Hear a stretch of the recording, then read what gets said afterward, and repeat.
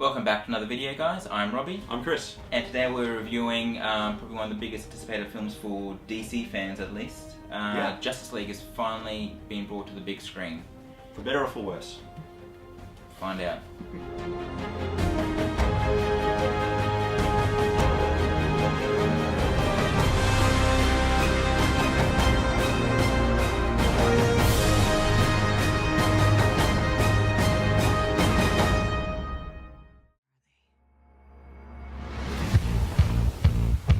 Arthur Curry, the Aquaman.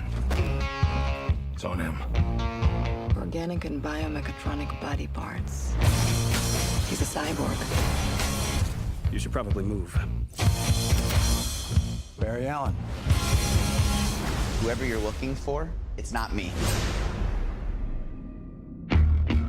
You're the Batman? They said the age of heroes would never come again. It has to. Justice League was directed by Zack Snyder and then partly taken over by Joss Whedon.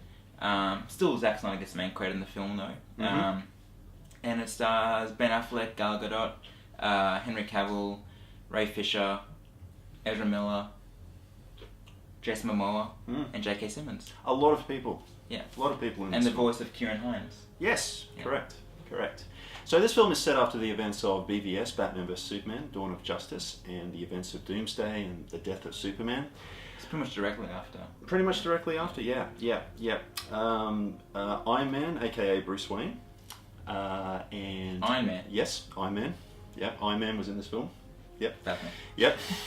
Iron Man, aka Bruce Wayne, and of course Black Widow, aka Wonder Woman, have to put together a special new team in order to take down Loki, who is bringing in an alien invasion and is after the Tesseract Cube. Robbie? I think you're talking about the wrong movie. I thought it was the same movie, man. That's interesting. So many parallels to the Avengers. So overall, I'm kind of scared to ask. What are your thoughts on Justice League? I like the Avengers more. Yeah. The first Avengers more. I like the Avengers more too. Yeah, look, for me, man, this film was a mess. The screenplay is all over the place. I've never seen a film that's so obviously, driven by corporate meetings, studio interference, Warner Brothers, sitting down having meetings, the reshoots, the rewrites, the change of director. There's a really inconsistent tone and a really inconsistent screenplay that's really throughout the film. See, I disagree. I think there was, considering, because I was expecting to be a jarring tone between Joss Whedon's style and Zack Snyder's style. Totally. I didn't find that at all. It didn't feel like the most Zack Snyder film I've seen, but it felt like one person took charge of the entire thing. See, I felt that the last action scene is just directly ripped from any Zack Snyder film that we've seen. With the red skies and the quick, fast-paced editing. It definitely has its flaws. Yeah, without a doubt. The action scenes to me had no pop, not 1 ounce of tension. I felt that while I was watching this, it's like I wasn't on the edge of my seat wondering whether the characters were going to get out of it. It's just such a mess. So as fans of the film would know, Zack Snyder had to pull out for very tragic personal reasons at the beginning of post-production. So Joss Whedon was brought in to handle any reshoots and pretty much take control of post-production. I found a really inconsistent tone. Like you were saying, you sort of felt it was Joss, but I felt really inconsistent. I don't know if it was all Joss or all Zack, but it felt like one person taking it. See, I didn't get that, man. I felt that there were some scenes that were light-hearted, like as if Joss was doing it, very Avengers style, and then it would try and go dark and heavy, and it wouldn't really explore any of those scenarios. For instance, Victor and his dad, and their relationship there. They had a strained relationship, but nothing's established. It's the same thing with The Flash as well, and Billy Crudup's character behind bars. Yeah. Things are set up but never explored. Yeah. So that's my big gripe with the film. The original cut was 2 hours 50. That's what Zack Snyder was aiming for when he was originally making it. Right. And they literally went from one mistake to another. And I don't think there's any mistakes that are repeated from past DC movies. I think they've learned from their mistakes. But, you know, to quote Jeff Goldblum from Lost World, well, they're making all new ones. Yeah, essentially. I felt they hadn't learned their lessons. I felt they were just doing a rehash in many ways. And like I feel like Zack had a good movie on his hands when he was still making it. Like a really, really good movie. And I think he had learned from where he went wrong in the past films. But then when he walked off the film, I feel like the studio execs just took over. They trimmed it down to 2 hours. Or their main was under 2 hours, and the clock's under 2 hours and 1 minute with credits. So the actual film is under 2 hours. That is ridiculous. I think it was really rushed, man. I don't think that they had much there to begin with.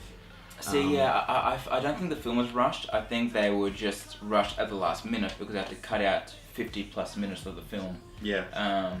And the film is badly edited. It is badly put together, but I don't think that's a result of bad editing or bad writing. I think it's a result of the studio mandate giving them 2 hours, and even the best editor in the world could not condense nearly 3 hours of film down to 2 hours and make it flow properly when there was so much they were trying to do. None of the scenes breathe. There's not a moment in Scream where you're given time to absorb anything. I'll give the film maybe 2 scenes that I enjoyed, and they were both The Flash. Flash's scene with Bruce Wayne. Flash was great. He was great. Had a great introduction scene, right, and had a great moment with Bruce Wayne as well. Yeah. When Bruce announces he's putting a team together. Both those scenes were fantastic, and I'm like, this is a really interesting character here. And I got the actor's name, Ezra Miller. Yeah, thank you. I like what he's doing with this character here. He's really trying to flesh something out, and he's got this really great moment where he talks about how he doesn't connect with people well. There's just a rhythm that I can't quite get into. It's a great moment in the script, but then he's sidelined to just being this comic relief character for the rest of the film. I still had a lot of fun with the film. I thought the actors were great. I really got into all of them. I thought Ben Affleck and Gal Gadot were fantastic. Ezra Miller was a standout for sure. He was, yeah. Great actor. But I didn't like the way the character was written. The one character that I thought was forgettable was Cyborg. It's not to do with Ray Fisher's acting. I thought he did well.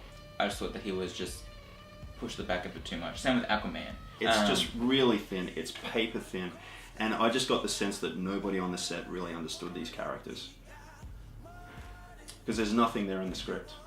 Like I said, the positives for me are the characters. I love the characters. I love the team dynamic. I really got into the bits when they're arguing. I would like to see more of that. Yeah, I just feel there was nothing there in the script that could warrant a 2 hour, 50-minute runtime. I didn't get the sense of that. I think there was. My other big gripe is the villain. I did not like Stephen. He just looked horrible. Yep. His CGI. The CGI is terrible through this film, man. Like even Cyborg's facial CGI is very inconsistent. His introduction looks terrible, and then in another shot later it looks better, and then it goes back to bad.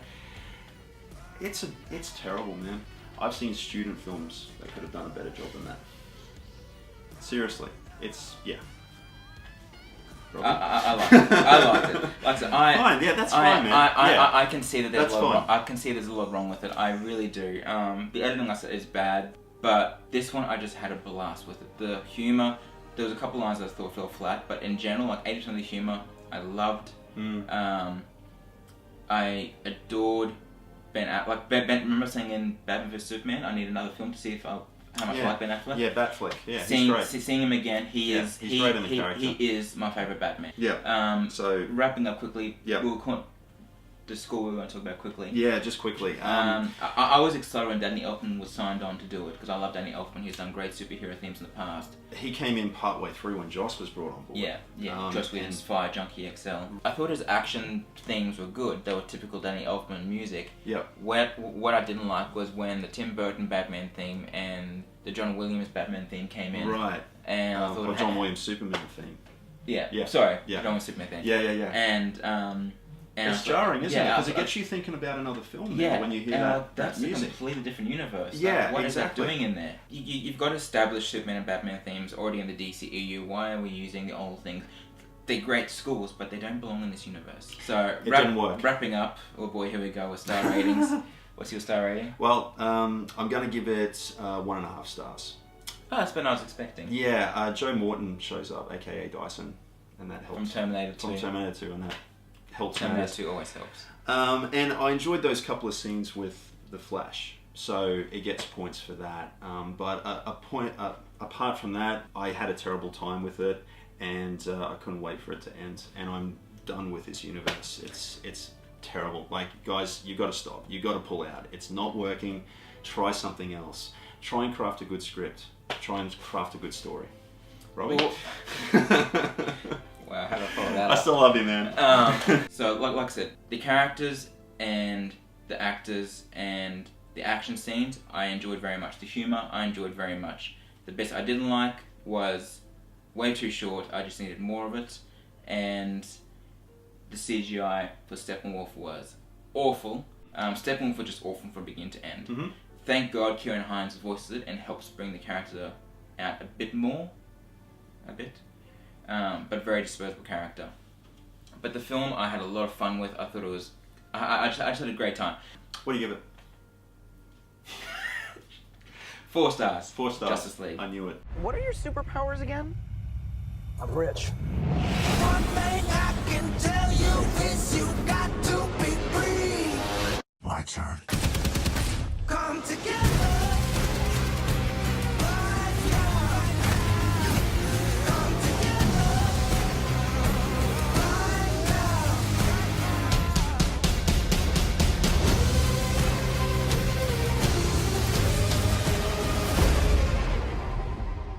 Shall we? Okay, guys, so that's our review on Justice League. What did you think of the movie? Did it do it justice? Let us know in the comments below. Of course, like and subscribe and all that really cool stuff. Until next time, I'm Chris. And I'm Robbie. See you at the movies.